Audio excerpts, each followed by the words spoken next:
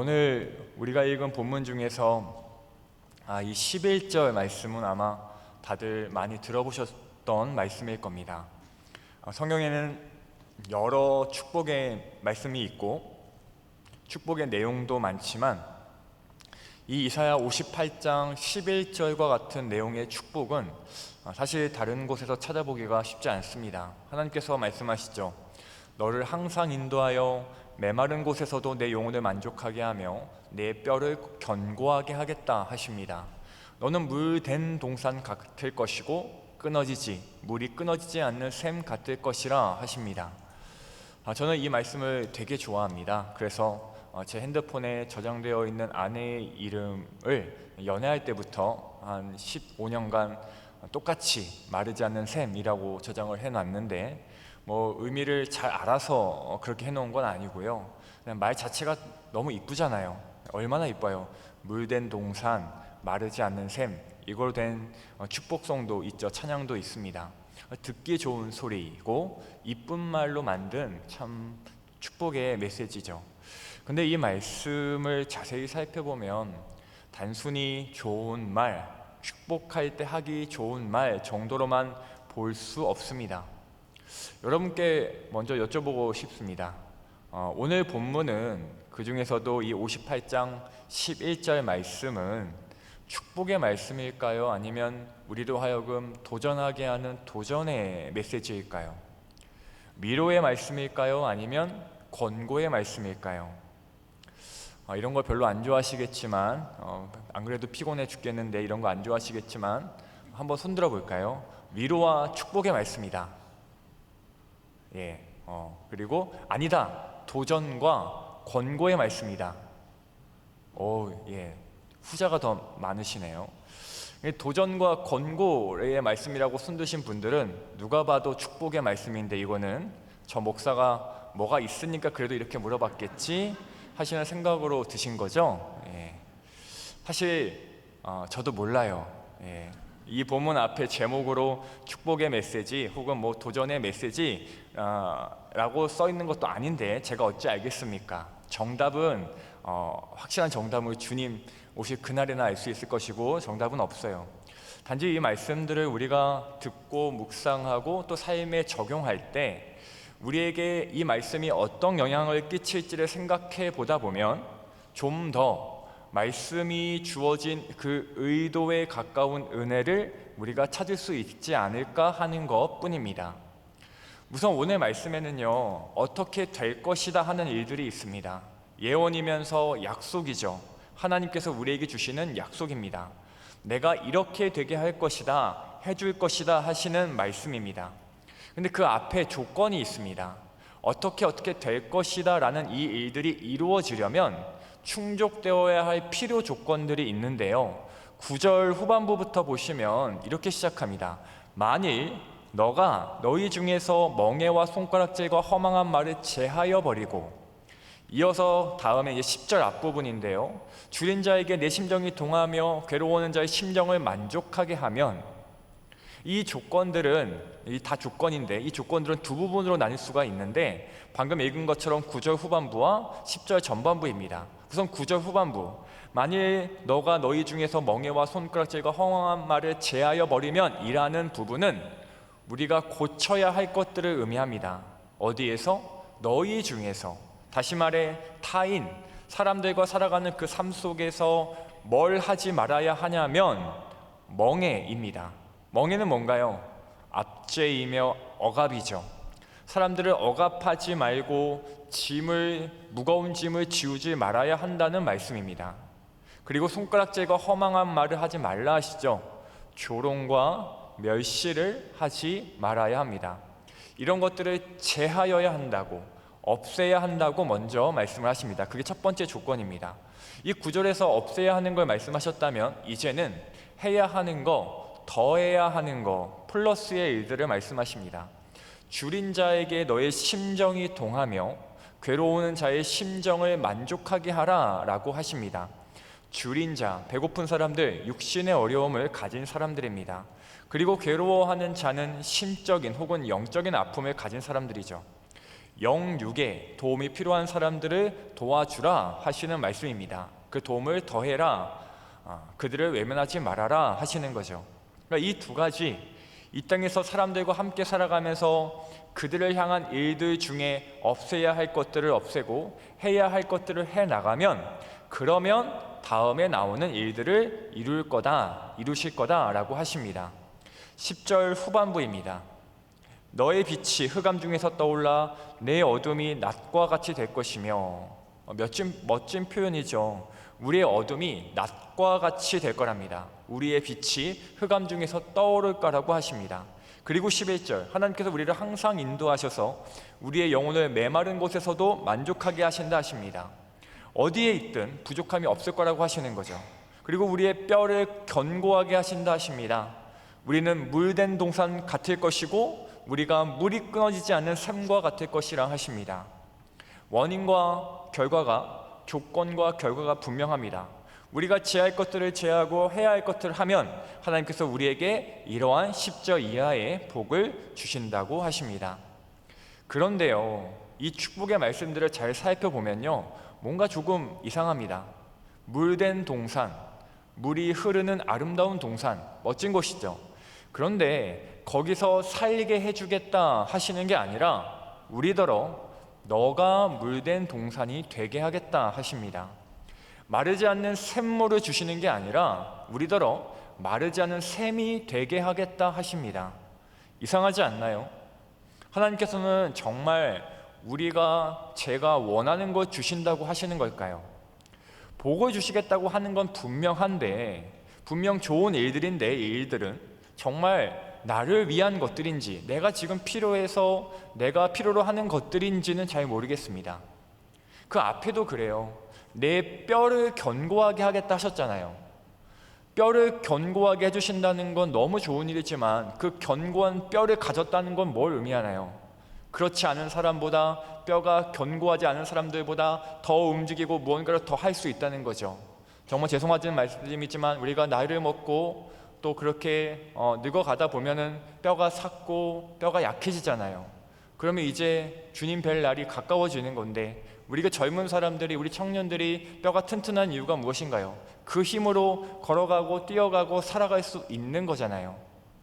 그러니까 내가 움직일 필요도 없는데, 내가 이 튼튼한 뼈를 쓸 일도 없는데 그런 견고함이 필요할 리가 없는 겁니다.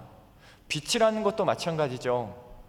너의 삶에 너의 인생 가운데 빛을 비추어 주겠다가 아니라 너가 빛이다, 흑암 중에서 너의 빛이 떠오를 것이다 하십니다. 이제 뭔가 이 축복의 말씀들의 의미를 우리가 조금 알 것 같습니다. 하나님께서는 우리더러 어려운 사람들을, 힘든 사람들을, 괴로운 사람들을 살피고 도우면 어떤 일들을 이루시는데, 그 일들을 통해, 나에게 이루시는 그 일들을 통해 우리는 우리의 역할을 또다시 수행할 수 있게 하겠다고 하시는 겁니다. 하나님께서 우리를 살리시고 우리의 어둠을 우리의 빛으로 밝히시고 우리를 튼튼하게 하시고 우리를 물이 끊어지지 않는 동산, 그런 샘이 되게 하심으로 우리는 어떻게 될까요? 세상을 향하여 빛을 비치고 그들을 향하여 튼튼한 내 뼈를 움직여 활동하고, 그들이 쉼이 필요할 때 쉴 곳이 되어주고, 그들이 목마를 때 물을 공급해 주게 될 것입니다. 아까 제가 오늘 말씀은 원인과 결과가 분명하다고 했죠. 그런데 정말 분명한가요? 정말 그런가요? 정말 원인과 결과가 딱 이렇게 나뉘어져 있나요? 오히려 지금까지 얘기를 들어보면 더 모호하지 않나요? 뭐가 원인이고 뭐가 결과인가요? 우리가 도움이 필요한 사람들을 돕는 것이, 그들을 섬기고 사랑하는 것이 원인인가요?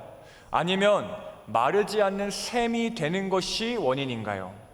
우리가 사랑하고 섬기면 우리로 물된 동산이 되게 하겠다 하셨으니 섬김이 원인이고 동산이 됨이 결과인가요? 아니면 우리가 물된 동산이 되고 마르지 않는 삶이 되어서 흘려보낼 수 있고 공급할 수 있으므로 또 섬길 수 있게 되는 것이니, 그 동산됨, 샘됨이 원인이고 그로 인하여 섬기게 됨이 결과일까요? 둘 다죠. 둘 다입니다. 원인이 결과가 되고 다시 또 그 결과가 다시 원인이 됩니다. 우리가 사람들을 섬겨 피로를 채워주고 갈증을 해소해주면 하나님께서는 우리를 마르지 않은 샘이 되게 하십니다. 우리가 마르지 않은 샘이 되면 그 샘으로 우리가 뭘 하겠습니까? 그 넘쳐나는 물로 뭘 하겠어요? 다시 또 사람들을 위해서 사용하게 되는 겁니다. 그러니 여러분, 단순한 축복의 말씀이 아닙니다.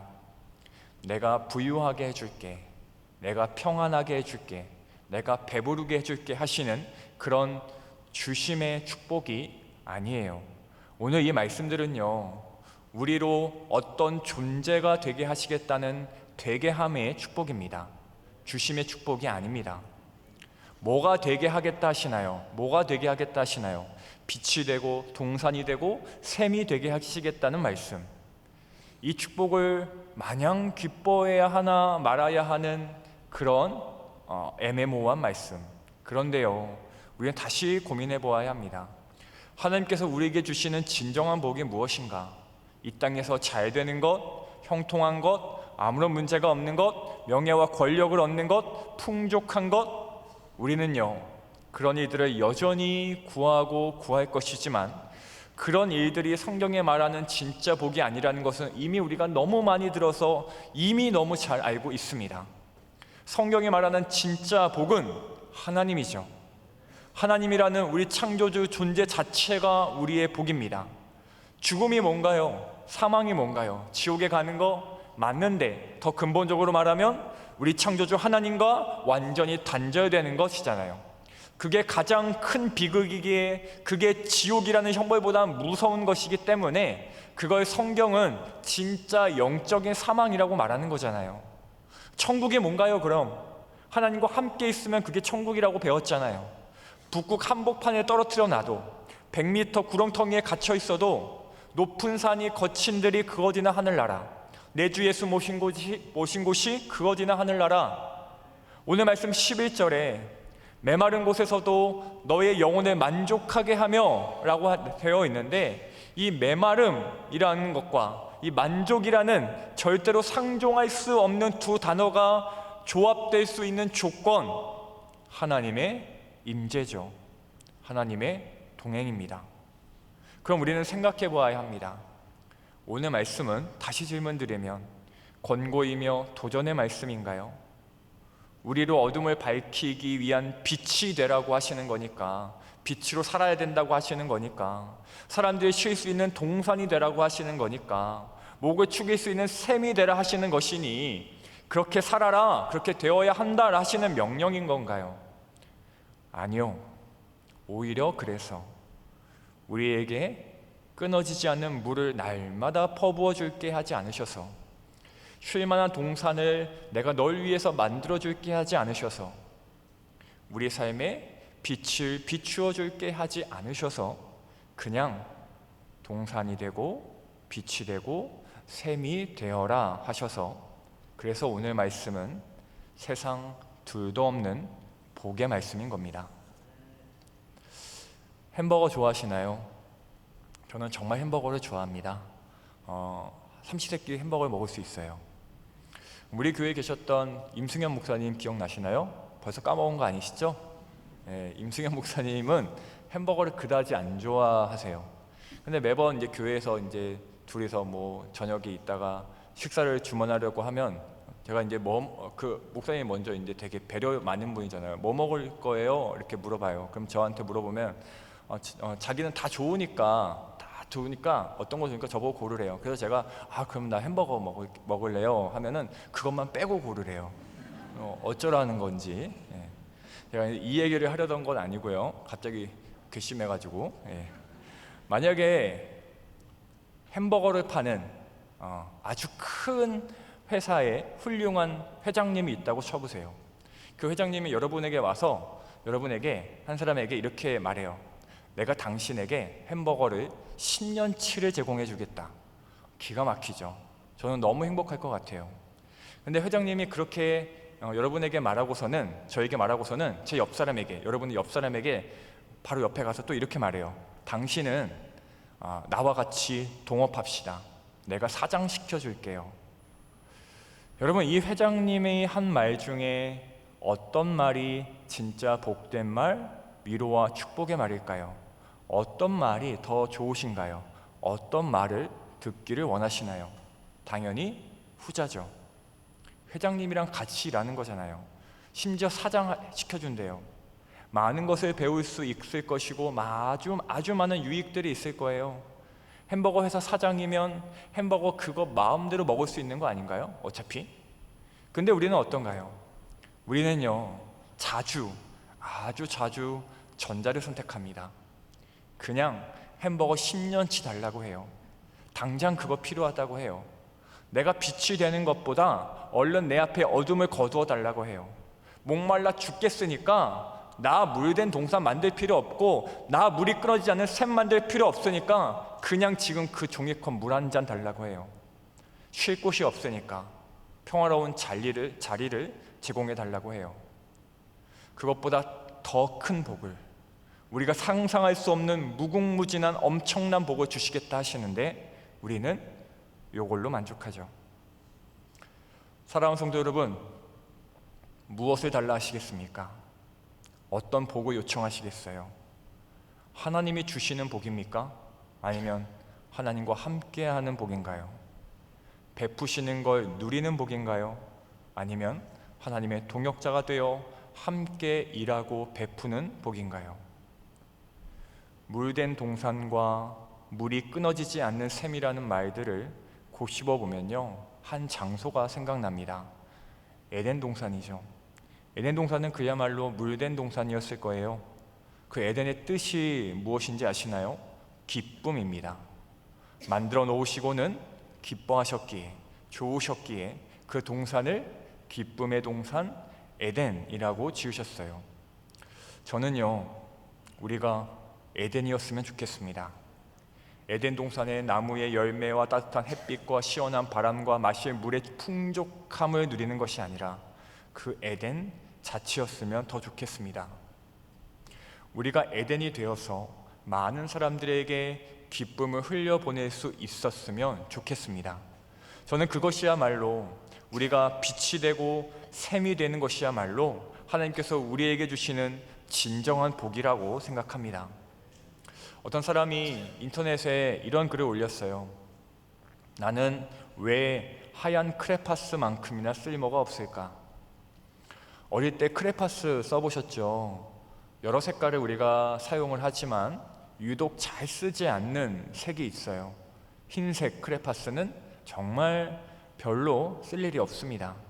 그래서 이 사람이 이제 그런 말을 한 거죠. 자기가 흰색 크레파스 같대요. 그만큼 쓸모없는 사람 같다는 거죠. 근데 이 글의 댓글이 이래요.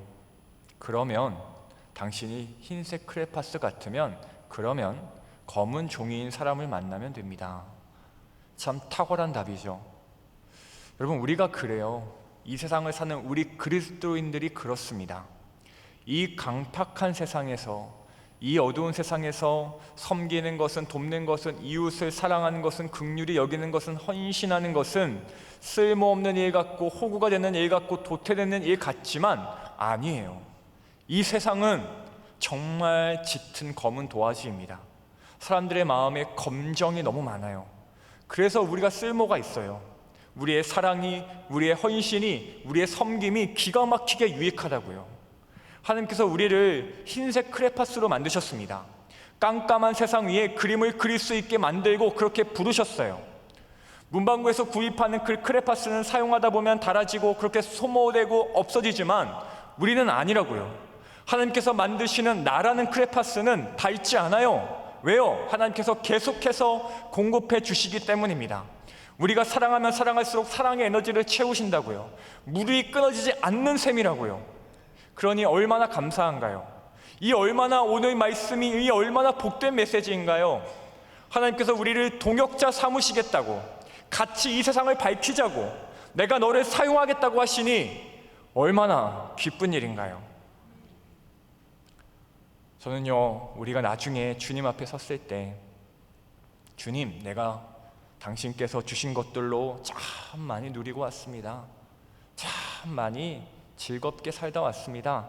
라고 말하기보다 내가 당신께서 맡기신 일들을 잘 이루고 맡기신 사람들을 잘 사랑하고 왔습니다 라고 말할 수 있기를 소망합니다.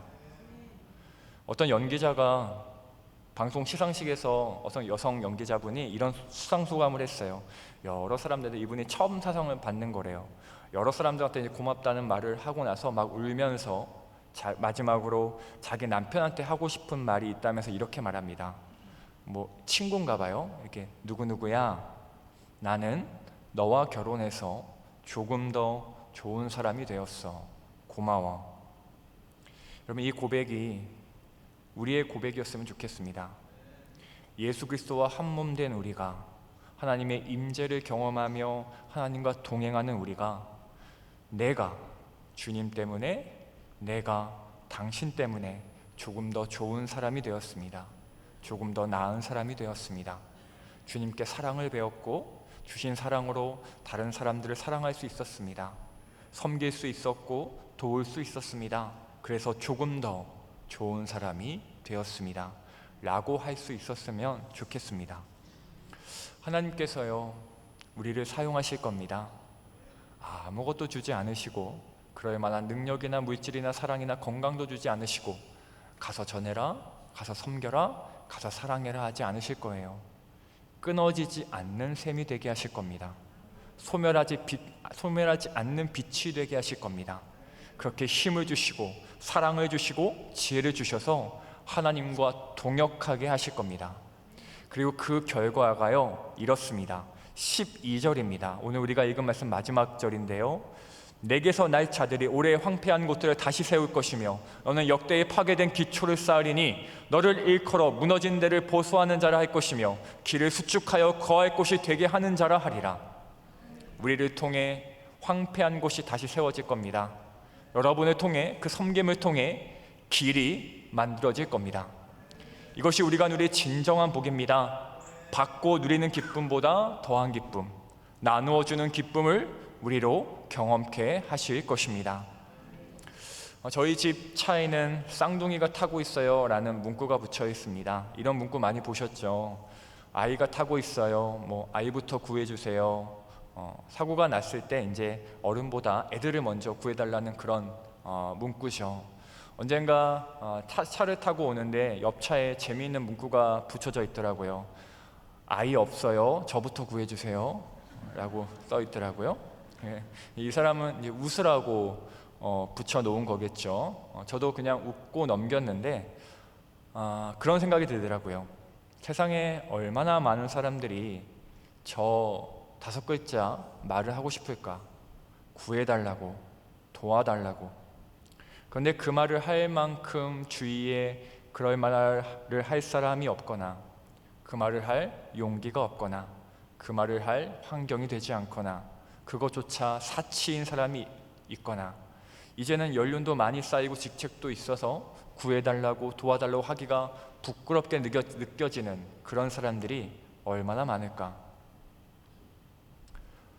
보육원에 가면요, 그런 얘기 들어보셨나요? 갓난아기들이 이제 막 그 베이비박스에 막 들여온 이제 몇 개월 되지도 않은 아이들이 그 보육원에 넘쳐나게 이제 한 방에 있는데 아이들이 울다가 지쳐서 울지를 않는데요. 내가 아무리 울어봤자 안아줄 사람이 없다는 걸 알면 그럼 그 다음부터는 애들이 그걸 알고 울지를 않는데요. 세상에 태어나서 몇 개월 되지도 않은 아이가 도움을 포기하는 거죠. 사랑을 포기하는 겁니다. 세상이 빛이 되는 거예요. 물이 끊어지지 않는 셈이 되는 거예요. 그래서 저 아이들이 사랑을 포기하지 못하게 하는 거예요. 저 세상의 사람들이 구해달라는 말에, 그 구해달라는 말에 응답하는 거예요. 이 메비우스의 띠에 탑승하시면 됩니다. 메비우스의 띠 아시죠? 계속해서 연결되는, 처음이 끝이 되고 끝이 처음이 되는, 반복되고 또 반복되는 그 순환. 오늘 말씀이 그런 메비우스의 띠와 같아요. 내가 멍에와 손가락질과 허망한 말을 제하여 버리고 줄인 자에게 심정을 동하여 먹을 것을 주며 괴로워하는 자의 마음을 만족하게 하면 하나님이 우리의 영혼을 만족하게 하시고 그 사랑을 할 만한 자들로 우리를 만드실 겁니다. 그렇게 또 우리를 샘과 동산과 빛이 되게 하시면 또 우리는 그 에너지로 다시 또 섬기고 사랑할 수 있게 될 것입니다. 이 메비우스의 띠, 이 선의 순환, 이 복의 순환, 그 속에 거하기만 하면, 그곳에 들어가기만 하면, 그 복의 사람이 되면, 복의 통로가 되면 할 수 있어요. 오래 황폐한 곳들을 다시 세울 겁니다. 이 땅에, 여러분의 삶 속에, 여러분의 삶의 영역에 하나님 나라를 건설하게 될 것입니다. 우리가 아까 찬양한 것처럼 뜨거운 가슴과 사랑의 손으로 이 땅 치유하며 행진할 때 이 땅에 순결한 꽃들이 피어날 겁니다. 푸른 의의 나무가 가득한 세상이 될 것입니다. 사랑하는 성도 여러분, 이 복의 순환 속에 들어오시기 바랍니다. 가장 탁월한 복을 누리시기 바라요. 흑암 중에 빛이 되시고, 쉼이 필요한 사람들에게 물된 동산이 되시고, 목마른 사람들에게 물이 끊어지지 않는 샘이 되시기 바랍니다. 그것이 우리의 그리스도인 된 자들의 진정한 행복인 줄 믿습니다. 그 되게 함의 축복으로 인하여 기쁨과 감사가 넘치게 될 줄 믿습니다. 내일도 모레도 우리 하루하루 속에서 그러한 복된 인생을 살아가시기를, 이 놀라운 축복의 말씀을 삶 가운데에서 풍성히 누리시기를 주님의 이름으로 소망하며 축복합니다. 우리 찬양하겠습니다.